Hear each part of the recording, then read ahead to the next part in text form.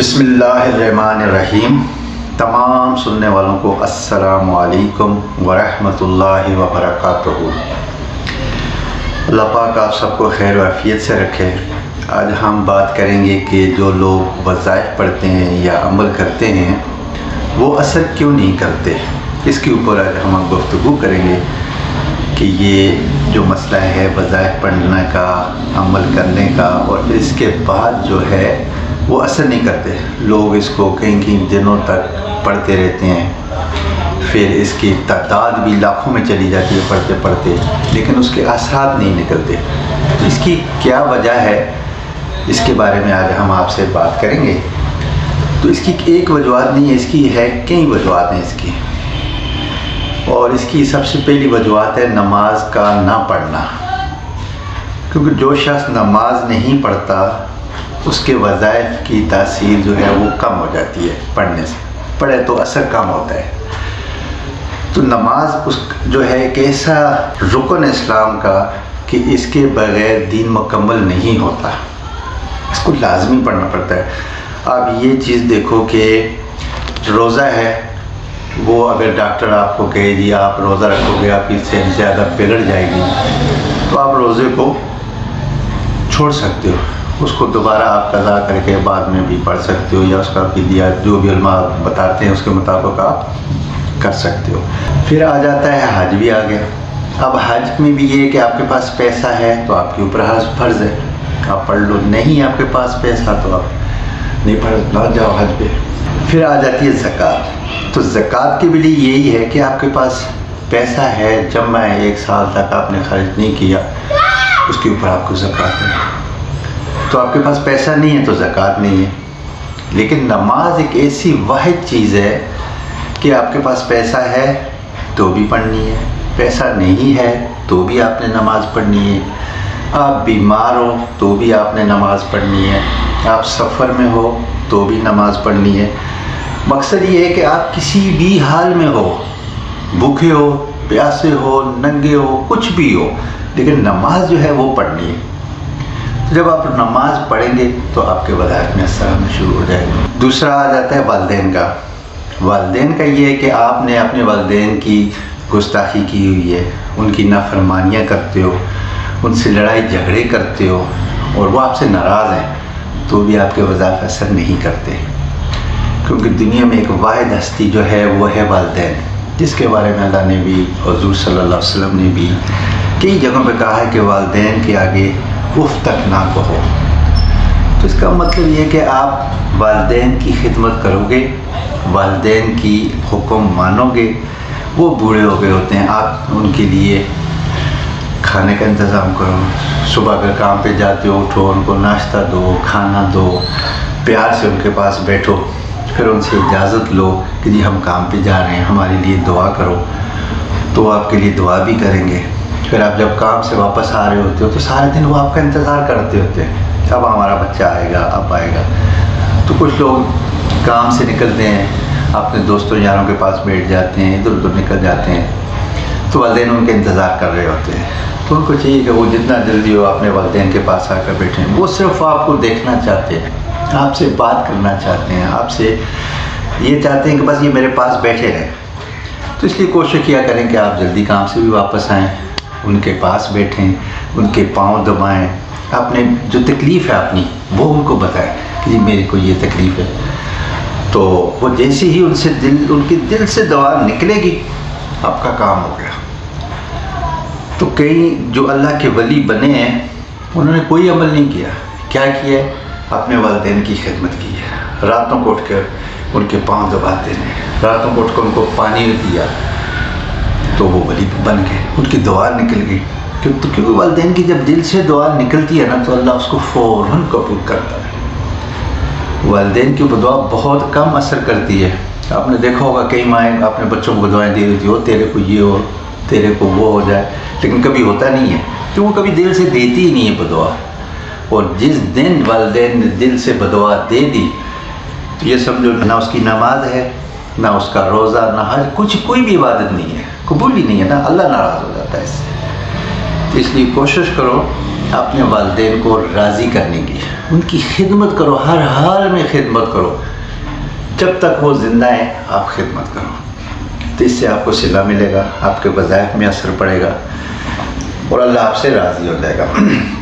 پھر آپ اگر کوئی روزگار، کاروبار جو بھی آپ کرتے ہو، کوشش کرو کہ وہ آپ نے ایمانداری سے کرو، اس کے اندر کوئی آرام کی چیز داخل نہ ہو، کوئی پیسہ ایسا نہ ہو جو اس کے اندر مل جائے، آپ کے رزق میں، آپ کے پیسوں میں کوئی ایسی آرام کی چیز نہ آئے، کیونکہ ایک چیز بھی اگر داخل ہوگی، جیسے کوئی بھی چیز داخل کرو تو پورا مال حرام ہو جاتا ہے، جیسے کہ گلاس پانی، اس کے اندر قطرہ پیشاب کا ڈالو تو پورا پانی خراب ہو جاتا ہے۔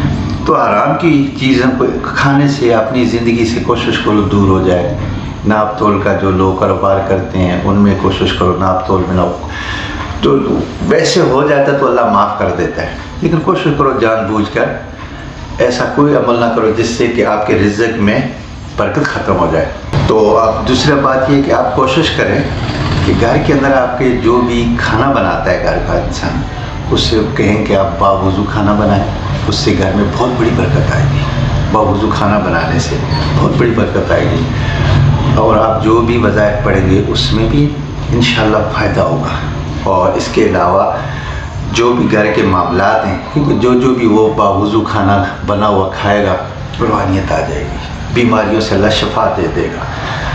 تو اس لیے کوشش کریں باوضو رہنے کی بھی اور باوضو کھانا بنانے کی بھی، اس کی کوشش کریں۔ پھر اس کے بعد آپ یہ کریں کہ جو وظائف کرتے ہیں یا عمل کرتے ہیں وہ کسی ولی یا اپنے مرشد سے اس کی باقاعدہ اجازت لے کے کریں، کیونکہ وظائف ایک الگ چیز ہوتی ہے، عملیات ایک الگ چیز ہوتے ہیں، ان کی کہیں نہ کہیں سے کسی ایسی ہستی سے اجازت لینی پڑتی ہے۔ تو آپ اس کی اجازت لیں، اپنے مرشد سے لیں، اگر جن کے بیت نہیں ہے وہ کسی بھی سلسلے کے خلیفہ ہیں ان سے اجازت لیں، یا کسی اچھے انسان سے جو نیک بھی ہو، پرہیزگار بھی ہو، اور ان سے اجازت لیں۔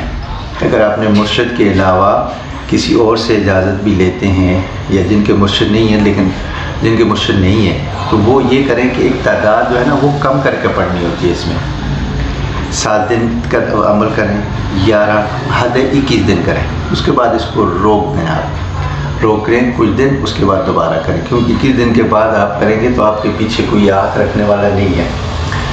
اس میں کئی نقصانات ہو جاتے ہیں، اور بعض اوقات خود سے اگر وظائف پڑھتے ہو نا، آپ مثال کے طور پہ رزق کے لیے وظائف پڑھ دیا، آپ نے کتاب سے پڑھ لیا، یا کسی بھی جگہ سے کسی نے بول دیا کہ یہ پڑھو آپ کا رزق باخر آ جائے گا، آپ یہ پڑھو، ایک رات پڑھو، آپ کی چھت پھاڑ کے رزق آ جائے گا، تو ایسے وظائف جو ہوتے ہیں بہت خطرناک ہوتے ہیں۔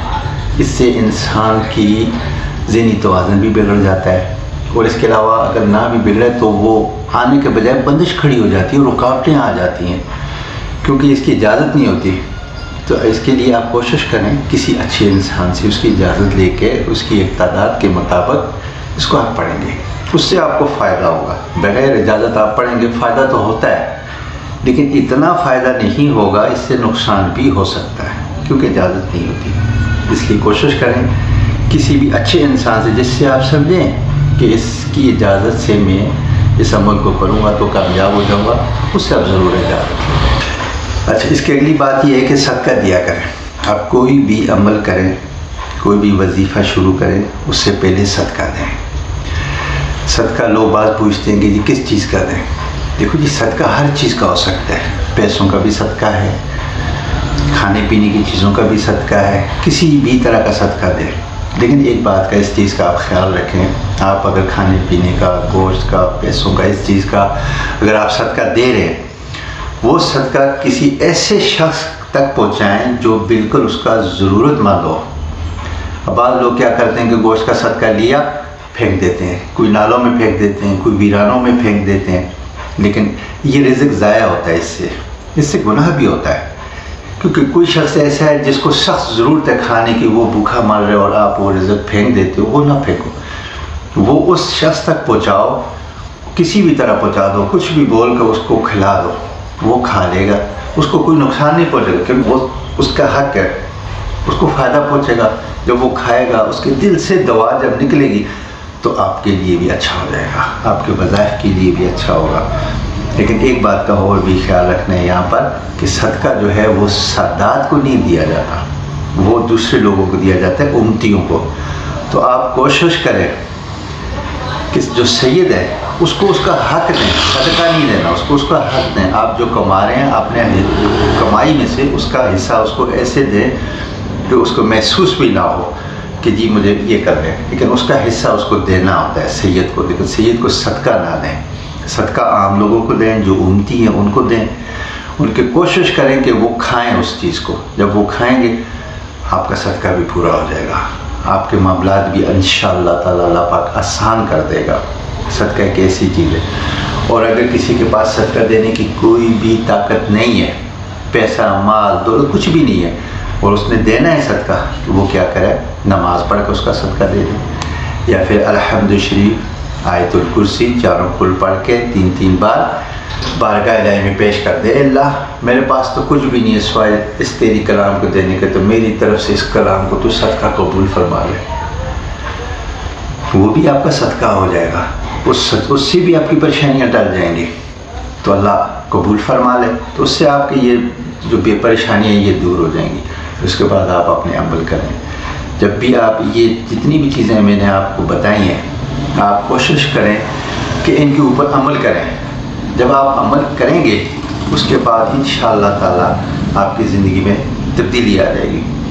اور جو میں نے آپ کو نماز کا بتایا نا کہ آپ نماز 40 دن کم از کم لگاتار پڑھیں اور کوئی نماز بیچ میں چھوڑیں نہ۔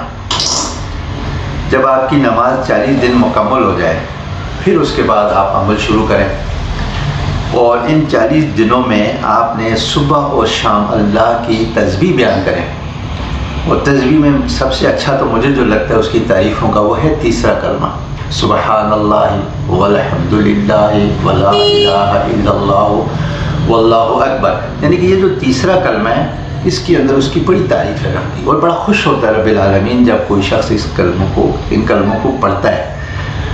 یہ تیسرے کلمے کو پڑھنے سے بہت بڑا ثواب ملتا ہے۔ صبح اور شام گن کر نہ پڑھیں، آپ کے پاس جتنا وقت ہے، 5 منٹ 2 منٹ 4 منٹ 10 منٹ آدھا گھنٹہ جتنا بھی وقت ہے اس رب کی تسبیح بیان کریں، اور کوشش کریں اس کے ساتھ درود پاک پڑھنے کی، کیونکہ درود پاک اور یہ دونوں ایسی چیزیں ہیں کہ پڑھنے سے اللہ پاک اتنا راضی ہوتا ہے، اتنا خوش ہوتا ہے اس بندے سے، اور اس کی خطاؤں کو گناہوں کو وہ معاف کر دیتا ہے، وہ مہربان ہے۔ تو آپ یہ 40 دن اس طرح عمل کریں۔ میرا 40 دن بولنے کا مقصد یہ ہے، کسی جگہ پہ نہیں لکھا کہ آپ 40 دن یہ نمازیں یا یہ پورا کریں۔ میرا مقصد بتانے کا صرف اتنا ہے کہ آپ 40 دن لگاتار کوئی بھی نماز چھوڑے بغیر قضا کیے بغیر یہ 40 دن گزار لیں گے تو آپ کی ایک عادت بن جائے گی۔ جب آپ کی عادت بن جائے گی 40 دن بعد آپ فوراً اذان ہوئی آپ بھاگیں گے نماز طرف، نہیں نماز پڑھنی ہے میں نے، آپ کی عادت بن گئی۔ جب آپ کی عادت بنے گی ان 40 دنوں کے اندر آپ کا دل صاف ہو جائے گا، کیونکہ دل کو زنگ لگا ہوتا ہے، اس کو اللہ کے ذکر سے صاف کرنا ہوتا ہے۔ تو یہ اللہ کا آپ ذکر کریں گے صبح شام، تیسرے کلمے کا، درود پاک کا، نماز کا، تو انشاءاللہ آپ کا دل صاف ہو جائے گا، آپ کے اندر ایک روحانیت آ جائے گی، آپ خود محسوس کریں گے یار مجھے سکون مل رہا ہے۔ آپ کے پاس کوئی پیسہ نہیں لیکن آپ کو سکون ملے گا، اور آپ جو کما کے لائیں گے پیسہ اس میں برکت ہو جائے گی۔ آپ نے 100 روپے کما کے لایا ہے اس میں برکت ہے، آپ خرچ کریں گے پھر بھی بچ رہا ہوگا۔ ایک ایسی مثال دے رہا ہوں، اس میں ایسی برکت ہے۔ 40 دن کے بعد آپ کسی بھی طرح کا عمل کریں، شارٹ عمل کریں، کم دنوں والا، 7 دن 11 دن 21 دن تک کا کریں۔ اگر آپ مرشد والے ہیں تو آپ ان کی اجازت سے وہ جتنا تجویز کریں آپ کو اس طرح کریں، اور والدین کو دوسری بات راضی رکھیں، کیونکہ اگر آپ کے والدین ناراض ہیں تو آپ کا مرشد بھی آپ کے لیے کچھ نہیں کر سکتا۔ اس کی وجہ یہ کہ جب آپ جائیں گے مرشد کے پاس بھی، سرکار میرے لیے دعا کریں، میرا رزق کی تنگی ہے، تو مرشد کیا کرے گا؟ ہاتھ اٹھائے گا، دعا کرے گا، لیکن اس کے ہاتھوں کے سامنے جو ہے آپ کے والدین کی ناراضگی اور ان کی بددعا آ جائے گی، کیونکہ وہ تو اللہ کا ولی ہے، وہ ہاتھ تو اٹھا لیے اس نے، لیکن اللہ ہاتھ اس کے بھی خالی واپس نہیں لاتا، قبول ہو جائے گی۔ لیکن کیا ہوگا اس سے کہ آپ کو 2 دن 3 دن ہفتہ ٹھیک رزق مل جائے گا، اچھے ہو جائیں گے معاملات، پھر اس کے بعد پھر ویسے ہی ہو جائیں گے۔ کیوں کہ آپ کے والد جب بھی وہ ہاتھ اٹھائے گا آپ کے والدین کی ناراضگی اور بددعا سامنے آ جاتی ہے۔ تو کوشش کریں کسی بھی طرح اپنے والدین کو راضی کریں، ان کے پاؤں میں پڑ جائیں، ان سے معافیاں مانگیں، راتوں کو اٹھ کے آرام سے جا کے ان کے پاؤں دبائیں، ان کو کھانا دیں، ان کی ایسی خدمت کریں کہ بس ان کے دل سے آپ کے لیے ایسی دوا نکلے کہ آپ کی دنیا آخرت دونوں سدھر جائے۔ اس طرح عمل کریں۔ اور جو عورتیں شادی شدہ ہیں وہ اگر کوئی عمل بھی کرنا چاہتی ہیں تو وہ اپنے شوہر سے اجازت لے کر عمل کریں گی، اس کے بغیر وہ عمل نہ کریں۔ باقی لوگ اپنے والدین سے لیں، یہ ان سے بھی اجازت لینی ہوتی ہے، اور صاحب نظر سے بھی، مرشد سے بھی، یا پھر کوئی بھی سلسلہ ہو اس کے جو خلیفہ ہوتے ہیں ان سے اجازت لیں، اچھے لوگ ہوتے ہیں۔ پھر علماء کرام آتے ہیں، ان لوگوں سے لیں، جو بھی آپ سمجھیں گے پرہیزگار ہیں، نمازی ہیں، ان سے اجازت لے کر پڑھیں، کیونکہ یہ اس طرح کے معاملات ہوتے ہیں کہ یہ اجازت کے بغیر نہیں پڑھے جاتے۔ اس سے بغیر اجازت کے یا سنی سنائی باتوں پہ، یا کسی ایسے شخص نے دی جو خود بھی نماز نہیں پڑھتا، خود بھی برائیوں کے کاموں میں، اس سے اجازت لے لی ہے، تو وہ کیا عمل اثر کرے گا آپ کا؟ اچھے شخص سے اجازت لو، اچھی نیت سے پڑھو، تو آپ کو خود 3 دن 4 دن ہفتہ 10 دن اس کے رزلٹ آئیں گے۔ اب یہ کہو کہ جی میں نے یہ عمل آج پڑھا اور آج ہی سب کچھ مل جائے، ایسا کبھی نہیں ہوگا، کہیں بھی نہیں ہے۔ اس کی ایک آہستہ آہستہ اللہ کے قانون ہے۔ اب جو بھی دعا مانگو، بعض اوقات تو جب قبولی دعا تو فوراً ہوتی ہے، نہیں جمع ہو جاتی ہے، پھر اس کو آہستہ آہستہ ملتی ہیں وہ دعائیں۔ تو وظائف کا بھی یہی ہے کہ آپ اس کو پڑھو گے جیسے، آہستہ آہستہ راستے کھلتے جائیں گے، آپ کی بندشیں رکاوٹیں دور ہوتی جائیں گی، گردشیں ختم ہوتی جائیں گی، اور آپ کے لیے راستے کھل جائیں گے۔ لیکن ایک ہو کہ ایک ہی رات میں ہو جائے، ایک رات میں کچھ بھی نہیں ہوتا، آہستہ آہستہ ہوگا، آہستہ آہستہ ہوگا۔ آپ خود محسوس کرو گے نا، یہ اندر کا انسان خود محسوس کرتا ہے کہ میرا دل کیا کہہ رہا ہے۔ جب اس کا دل مطمئن ہے، سکون ہے، تو سمجھو اس کے لیے وہ بہتری شروع ہوگی۔ تو اس لیے کوشش کرو ہر کام کو اچھا کرنے کی۔ اگر کسی کا آپ نے دل دکھایا ہوا ہے، کسی کے ساتھ کوئی زیادتی ہوگی آپ سے، تو آپ یہ کوشش کرو کہ اس شخص سے جا کر معافی مانگ لو کہ بھائی مجھ سے غلطی ہوئی ہے، معاف کر دو۔ اس سے بھی بڑا فرق پڑے گا، آپ کے رزق کے اوپر، آپ کی زندگی کے اوپر، آپ کے وظائف کے اوپر بہت فرق پڑے گا۔ جب وہ معاف کر دے گا تو آپ یقیناً دیکھنا آپ کے حالات کیسے اچھے ہوں گے۔ یہ کئی وجوہات اسی طرح کی، ان کے اوپر آپ جب تک عمل نہیں کرو گے، آپ کے وظائف، عملیات جو بھی آپ کرتے ہیں ان کی تاثیر کم ہوگی۔ تو اس لیے آپ کوشش کریں۔ ویڈیو لمبی ہو گئی ہے، تو اگلے انشاءاللہ ویڈیو میں آپ کو بچوں کے لیے بتائیں گے کہ نظر بد کا جو عمل ہے وہ کیسے نظر بد ختم کرتے ہیں۔ بچے جو چھوٹے دودھ نہیں پیتے ان کے لیے عمل بتائیں گے، اور بھی کئی انشاءاللہ آگے چل کر آپ کو وظائف کے بارے میں اور چیزوں کے بارے میں آپ کو بتائیں گے۔ تو اسی کے ساتھ آپ اجازت دیں۔ السلام علیکم ورحمۃ اللہ وبرکاتہ۔